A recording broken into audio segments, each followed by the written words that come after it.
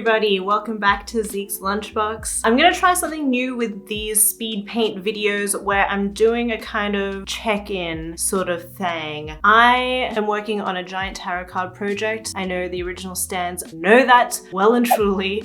Since I'm documenting kind of the whole process of everything, I am getting a little bit bored with speed paint videos. So I'm gonna try this new thing where I'm like checking in, giving you guys live updates, just letting you in on what's happening in my mind. When I do speed paint videos normally, I'm in a reflective mindset, so I'm just not really giving a very true, honest opinion. It's still an honest opinion, but it's not like what I'm thinking in the moment. And I think that might be a little bit more helpful for you guys to see how, I don't know, when you're making things, it doesn't all come naturally, you know, there are a lot of struggles that come with it. So let's call this day one of painting a new tarot card. Day one, let's get painting.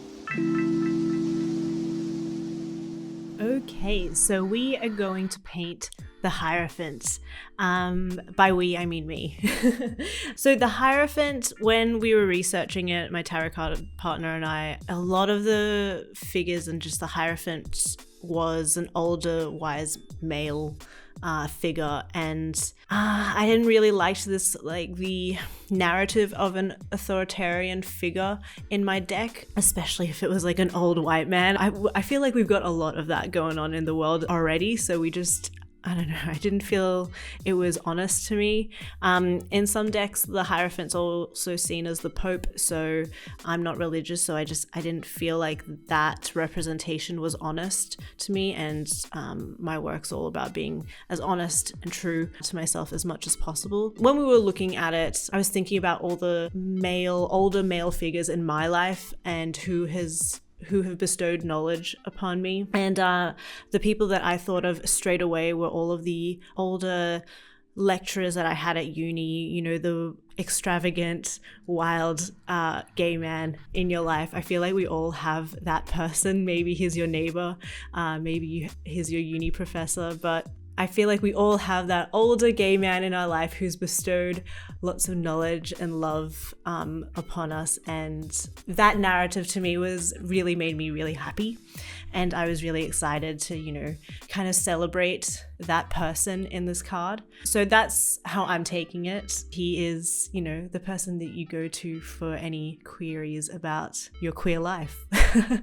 So the Hierophant is also the masculine counterpart to the High Priestess. I've already done that card, and you'll see a lot of the correlations and colors are similar to the High Priestess card that I made, sometimes a little bit too similar, and we'll get into that later on. For me, there's a little bit of symbols in this, like his staff and his crown. When I was reading, he was also seen as Jupiter, so I kind of wanted to do a Sailor Jupiter staff and some lightning bolt eyebrows, just a little nod here and there.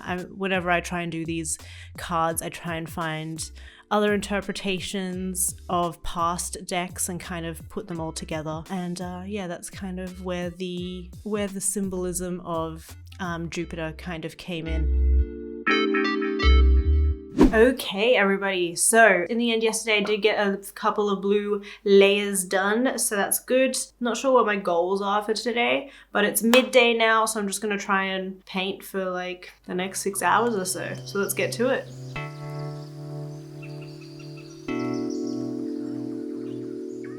I know the Hierophant's, I think, meant to be a Taurus, so it doesn't, I'm not sure how exactly I'm taking a lot of the horoscopes into my deck. It's a little bit complicated for me, and I feel like there's so many interpretations with tarot and so many iterations. So anyway, so just like the High Priestess, I put 2 pillars in it. The High Priestess pillars are very soft, whereas with this deck, I wanted it to be really rigid, you know, so it's a similar temple but different. So rather than it being rounded and soft and bubbly, all of the objects in this temple are hard and rigid. So I felt like that really pushed the masculinity into this card a little bit more, but obviously I wanted it to feel queer as well, you know, I wanted it to feel still really soft and celebrating lots of diversity in the deck.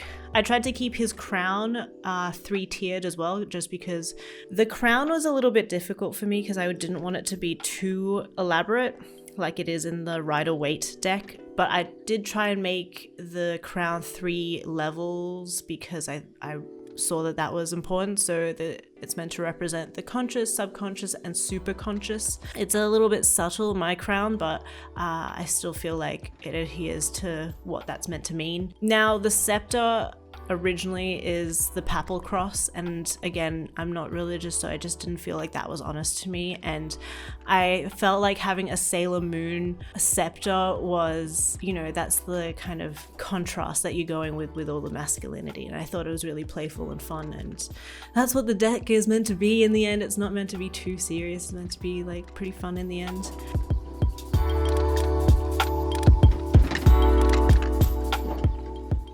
Hello, so interesting development. I posted a whip shop, sorry, it's a bit early. I posted a whip on Instagram and just on socials in general. And Julian, my tarot card business partner, who helps me with researching, if you guys haven't seen that video where I introduce him, talk to him, blah, blah, blah, you can see that over here. When he was looking at the piece, and I knew that this was going to be a little bit of an issue. Hierophant that I'm painting at the moment doesn't have any red in it, and the red is kind of significant to the Hierophant. So yesterday I was in a really bad mood just because I was like, I've been having a lot of like problems with clients and stuff, and it's just been pretty annoying at the moment, but I'm gonna leave all of that drama behind. So anyway, I was having like a pretty annoying passive-aggressive conversation with Julian, but in the end I knew that he was right. And so I'm adding a dip dye reddy orange beard bit to the Hierophant now. I had a pretty unproductive, weird day yesterday, so I didn't do a check-in, but I did paint a little bit. Today my goal is, I've got the whole day and a whole evening to paint today, so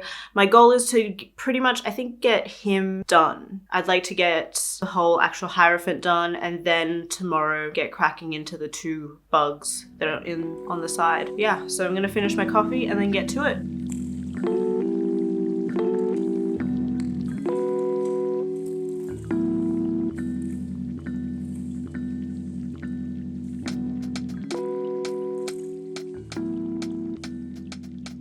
Now, another problem that I had with the original deck, or with the original design, it had 2, the Pope has 2 disciples in the Rider-Waite deck, and for me, again, I didn't want it to have that authoritarian feel, because to me that doesn't describe love or helping in any kind of way. So I wanted to do these 2 like alien bugs who are wrapping themselves up in his body, and they're kind of like soaking in all of his wisdom through being like a hairy creature. So they're all meant to be like, you know, hair, growing your hair out. It's meant to be like wisdom, and these creatures like growing out their hair and sucking up all of his blue wisdom juice.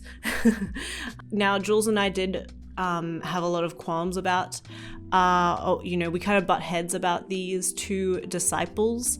I liked how their body language felt like 2 puppies. What is more loyal than a dog, you know? So I felt like the body language of like these 2 disciples like sucking up all of his juice and, you know, being really loyal to the Hierophant felt right to me. That felt like a much more true, honest, loving version of what a Pope and disciple kind of relationship should be like. So I had mentioned before that it was a little bit too similar to the High Priestess, and that's because it is blue.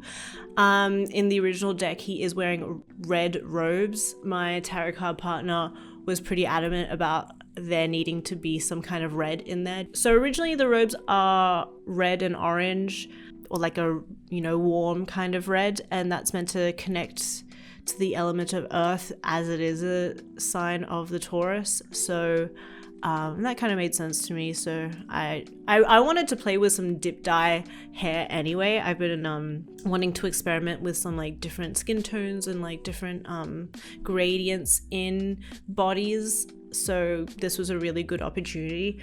I love painting hair. I think it's like pretty obvious that you can see that I really enjoy painting hair. I think it's really pleasurable, and just I think the actual movement and just how like fluid hair is really fun to paint. So I had a lot of fun with hair. I think that's also another reason why I made him very hairy and kind of made his hair like really long, just because I enjoy hair. I think it looks really fun, and the card is meant to be, you know, pretty otherworldly.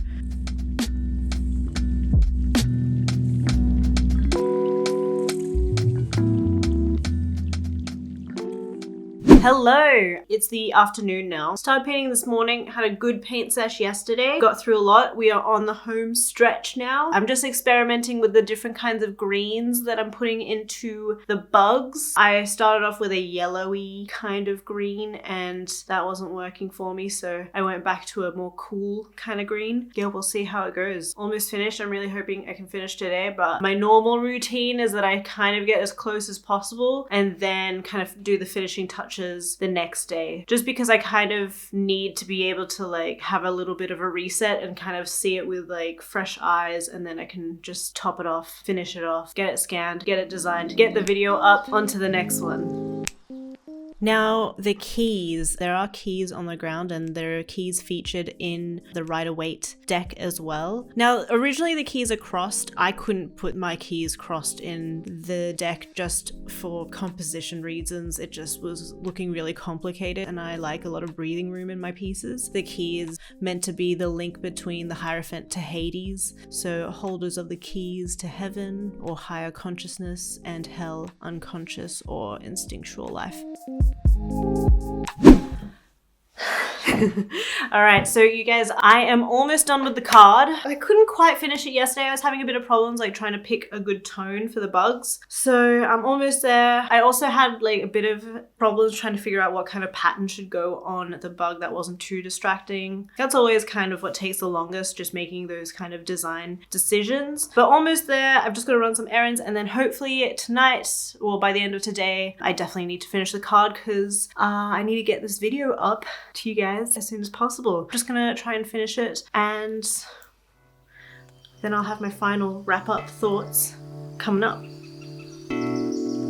Okay, yes, home stretch. Now, the green insects, they are based on real insects that I found a reference to. They look like they're headless, but it's actually what I've represented as the head is actually the tail of the original bug that this is based off of. I think the headlessness of the creatures has been a bit of an issue for my tarot card partner. But for me, I don't know, as much as I like explaining all the little symbols and everything, I feel like there's beauty in things that are unsaid, and you know, when you analyze things a little bit too much, it takes away the mysticism and the beauty of a lot of things. So for me, I feel like the headlessness of the creatures kind of leads them to like not blindly follow their leader, but you know, really instinctively follow this person. There's like trust and love there. That's what it means to me. It could mean something different to you guys. You know, with my deck, I don't want it to be too obvious when I say a lot of this stuff, or the symbols will be outlined in the final booklet, but the readings that you get from the deck are going to be personal and you can read what you guys want in the deck. The overall theme in my deck is as intersectional and loving and positive as possible. Okay, you guys, the card is finally done. I'm really excited to just have it done and dusted. I'm gonna scan it in now, put the design elements over it, edit the video, and I can close the chapter on this one. Let me know what you guys think of this, how it kind of sits with the other cards, and whenever I finish a piece, I feel like a bit weathered and really tired, so I can't quite get my thoughts together too well right now, but let me know your thoughts and if you like it. If you liked this video, make sure you give it a like, and if you like what I'm doing here and you want to stay along with the tarot card project, make sure to subscribe as well. I'm tired. It's crazy that like this project is really just beginning, but it's very exciting. So thank you very much to everybody who's been very supportive along the way. And I will catch you guys in the next video. Catch you later. Bye.